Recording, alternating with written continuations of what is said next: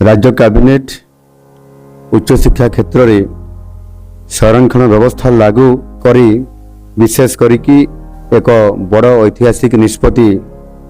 Cabinet निया जाइछि ताको मंजूरी प्राप्त मध्य होइछि। यह निश्चित भाव में सामाजिक न्याय प्रदान करिबारे विशेष करिकी आर्थिक दृष्टिकोण जो माने पछुआ अछंती तांको पई बहुत बड़ गोटे निष्पत्ति राज्य सरकार विशेष करिकी यही निष्पत्ति अनुजाई सामाजिक और अर्थनैतिक भावे पछुआ वर्गर जो एससीबीसी छात्र छात्री मानकर पई नाम लेखारे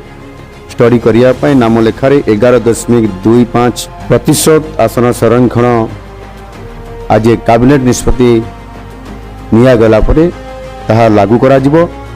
आउ यही नीति चलित शिक्षा वर्ष 2025-26 रु राज्यर सरकारी विश्वविद्यालय सरकारी और अनुदान प्राप्त उच्च शिक्षानुष्ठान मानकरे यह प्रचलन करा जिवो।